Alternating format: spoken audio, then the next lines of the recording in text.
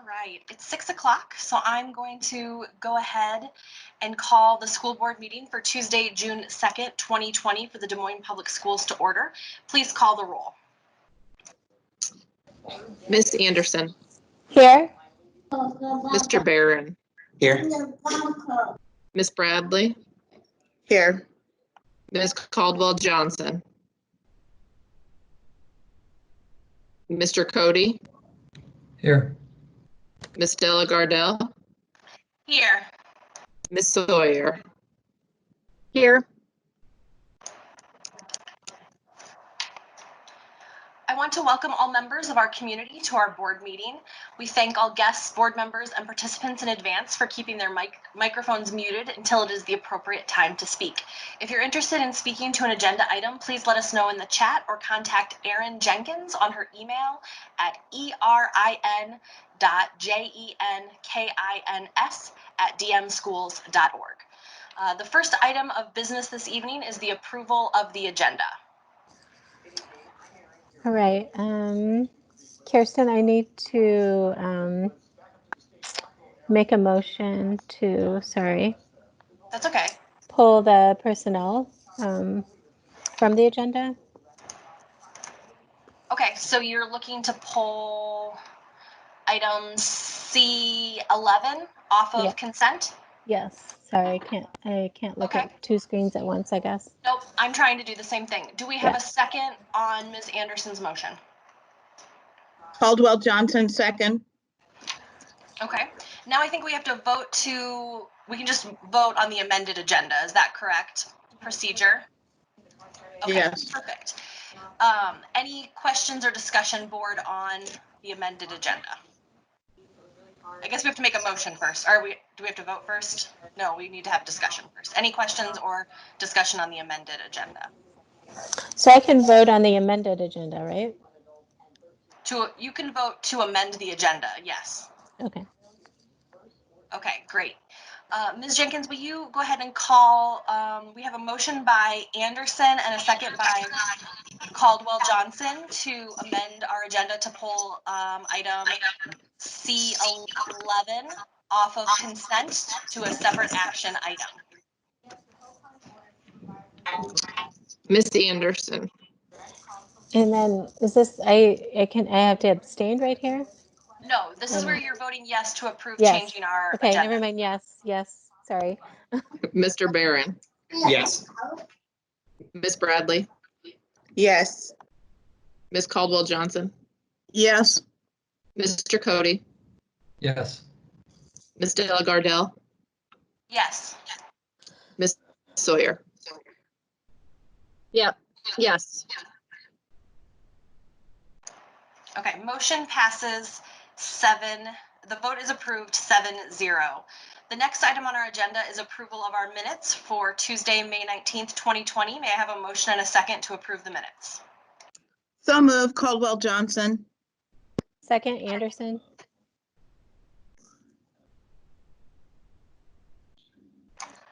We have a motion by Caldwell Johnson and a second by Anderson. Please vote. Miss Anderson. Yes. Mr. Barron. Yes. Miss Bradley. Yes. Miss Caldwell Johnson. Yes. Mr. Cody. Yes. Miss Della Gardell. Yes. Ms. Sawyer. Yes. Okay, and I do not believe we have any district recognitions this evening. Is that correct, Dr. Ahart? That is correct. Okay, we'll go ahead and move on to consent items. The next item on the agenda is our consent items. We allow any person the opportunity to speak to the board for up to 5 minutes following the presentation of an agenda item. If anyone wishes to speak to an agenda item, please go to the information desk to sign up. And by information desk, please use the chat, or you can email Erin Jenkins. Remarks must be germane to the agenda, and we ask that you avoid reference to personalities and character attacks, as those types of comments serve no productive purpose. We appreciate your input. As a reminder to the board and public, the board will not engage in discussion or deliberation with a speaker regarding comments made to agenda items. Discussion and deliberation will remain among board members at the board table, with speakers' comments informing said discussion, deliberation, and determinations as deemed necessary. Mr. Barron, I believe you have the consent motion. Thanks, I do. I move that the board approve the consent items in accordance with the recommended action for each item on the consent agenda, including bills previously authorized, certified, and approved for payment by the board secretary in the amount of $4,763,904.10. Caldwell Johnson, second. Thank you. We have a motion by Barron and a second by Caldwell Johnson. Any discussion or questions? I don't believe we have any speakers signed up. Is that correct, Ms. Jenkins? That is correct. Okay. So any questions or discussion by board members? All right, please call the vote. Ms. Anderson, Yes. Mr. Barron, Yes. Ms. Bradley, Yes. Ms. Caldwell Johnson, Yes. Mr. Cody, Yes. Ms. Delagardelle, Yes. and Ms. Sawyer. Yes. Okay, the consent items are approved 7-0.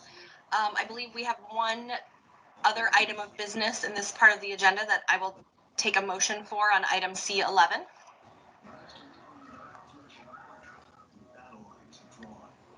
Move approval. Second. All right, we have a motion by Caldwell Johnson and a second by Barron on item C11, which is our personnel recommendations. Ms. Jenkins, please call the vote. Ms. Anderson, And I need to abstain from this vote. My husband is on the personnel listing, so that's why I'm abstaining. So, sounds good. Mhm. Mr. Barron, Yes. Ms. Bradley,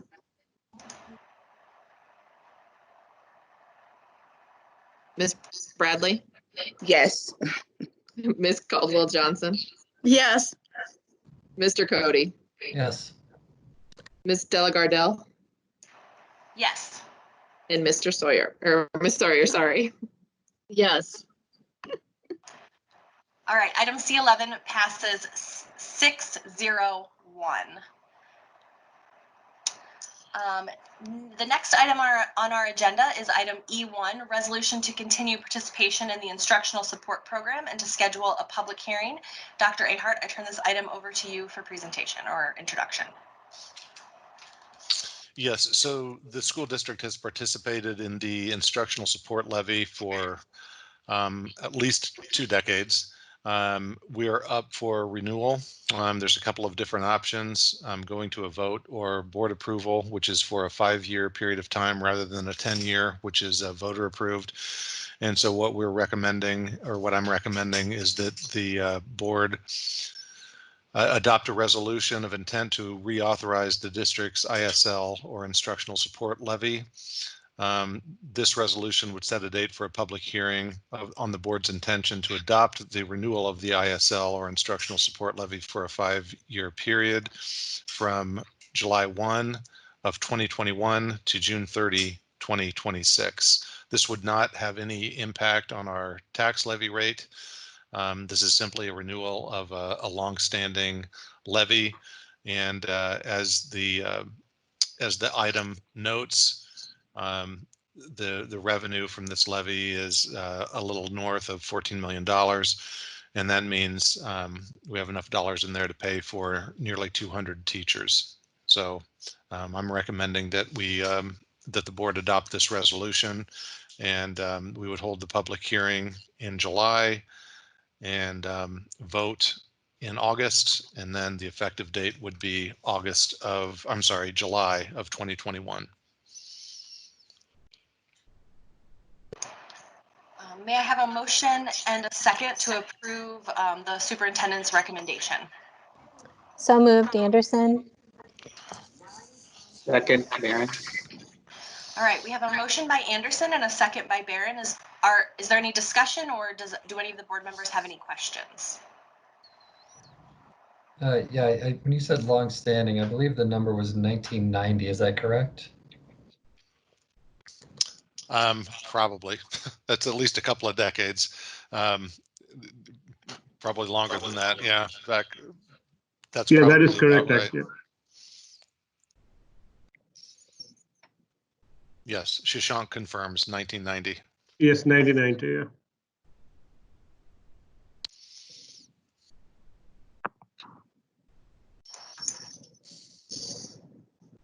If there's no further discussion or questions, Ms. Jenkins, will you please call the vote? Miss Anderson, Yes. Mr. Barron, Yes. Miss Bradley, Yes. Miss Caldwell Johnson, Yes. Mr. Cody, Yes. Miss Della Gardell, Yes. and Miss Sawyer. Yes. Okay, the vote is approved 7-0. We do not have any information-only items, which brings us to items of privilege. I just have a short statement that I would like to share and read at this time. Black Lives Matter. To our community out protesting, marching, rallying, gathering, or otherwise witnessing in whatever capacity fits you best, I see you, I hear you, we see you, and we hear you. To our students, we especially see you, we hear you. Thank you for speaking up, for using your voices, for using your bodies to stand against injustice. I also want to let you know that we're here for you. I know now is the time for shouting, for making your voices heard, but when you're ready for it, we're here to listen to you. When you're ready for next steps and have ideas on how to make your schools a better place, we're here. If you need help getting in touch with city council members or the mayor or county supervisors or other elected officials, we're here for you. Your teachers are here for you. DMPS is proud of you. To our community, if you're interested in getting involved in your schools, we're here. Check out our school board page on the DesMoinesSchools.org website for more information about our Community Legislative Action Team and our academic SMART goals. Black Lives Matter, and we see you and we hear you. Thank you. Board members, does anyone else have any other remarks to share this evening? I do, actually. I know that I contacted each of you the last few days, but I wanted to kind of make an official announcement that my husband and I will be accepting teaching positions to teach in Japan for this upcoming school year. So that means that obviously I won't be able to be on the school board and teach in Japan unless you would allow that virtual Zoom, team meetings from Japan. But I think the time difference wouldn't probably allow for that. And so it will be effective July 31st. I wanted to give you enough time to appoint a new board member and make sure the public had enough notice. If they were interested in applying or learning about the process, I guess. I'll say a little bit more later on before I leave, but just wanted you to be able to move forward and didn't really plan on doing this, obviously. It was an opportunity that was presented, and I didn't feel like we had the luxury of waiting due to our age. Actually, finding out in Japan or teaching overseas, they like teachers that are under the age of 55. So apparently, I'm in my 50s. I tend to forget about that. But that's my news, and And I'll still be around until, you know, the end of July and August too, potentially. Don't know. Can't actually fly there right now, so hoping that that changes. That's it. Could go on and on.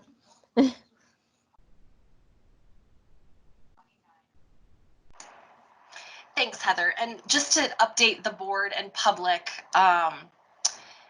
what the process will look like is we'll actually be working on appointing someone to serve out part of Heather's term until November of 2021. And at that point, which is our next regularly scheduled school board election, there will be a special election to serve out the remainder of that term at that point, which will be a 2-year term from 21 to 23. So board will be talking more about that here in the next week or so. I'll be getting in touch with each of you about having a work session to discuss how we'd like to proceed with our process. So does anyone else have any other comments that they would like to share at this time? Kirsten, I have a few comments if I could take some time. Thank you. First, I want to congratulate all the seniors on graduating. I know this certainly was not how we were hoping to end our time with you, but it certainly doesn't take away from your tremendous accomplishments. And I wish you all well in your future and whatever path you may follow. I also want to congratulate our students and our teachers and educators and nutrition staff and bus drivers and custodians and all of our DMPS staff on the completion of this unusual school year. We were faced and rose to the challenge before us. And I know that we are going to be discussing a return to learn plan and work session tonight. And I know we're all anxious to learn about how next year will be structured, and certainly hopeful we'll be back together as soon as it is safe for all.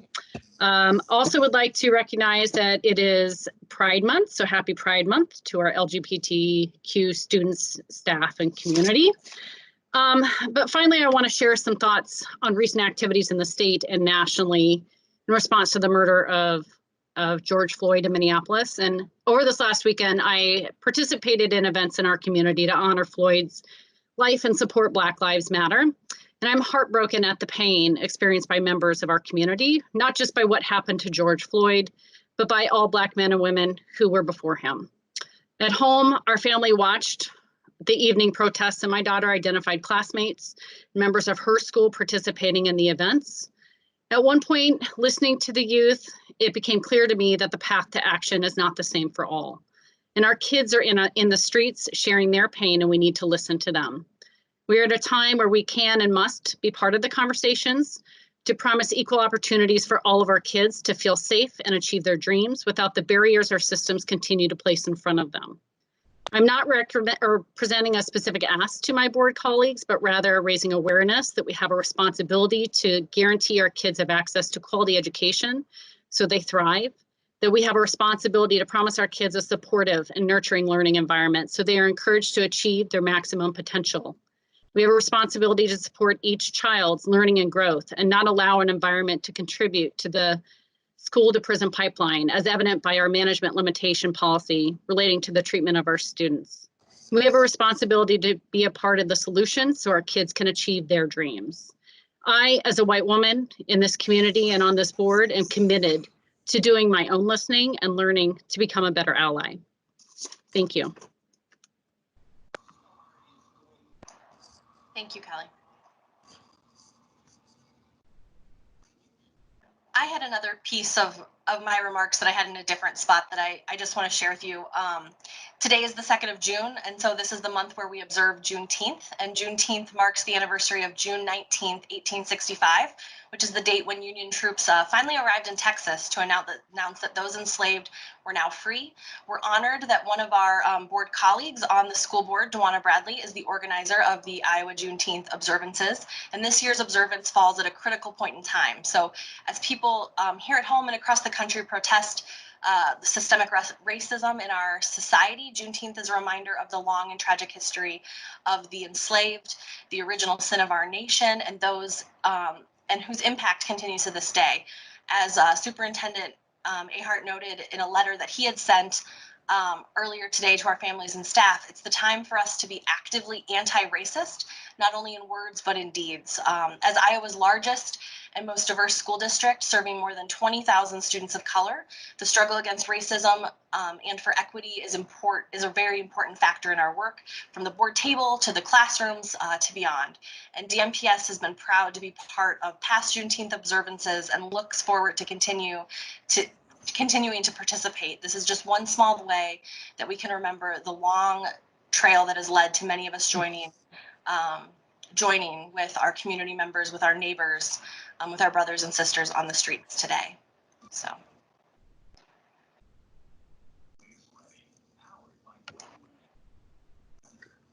Kirsten, I just want to say thank you to the board and to you, Dr. Ahart, for recognizing Juneteenth. It definitely is something that is more important now than ever. I don't want to say too much because talking too much about this gets me emotional, but I just want to encourage you all to continue to seek to understand as we go through these times. I encourage you to stand by our side during this time, as we have a great opportunity to make the systemic change that we should have made years ago. And so again, I just want to thank you all for recognizing Juneteenth and the work that we do, but we still have a lot more work to do. And to our young people, I stand by you and I see you. And I want to encourage you to keep the fight, because I know that change is going to come. And I ask you all that can hear my voice to continue to stand as we make change, not only in our city, but across the United States. Thank you.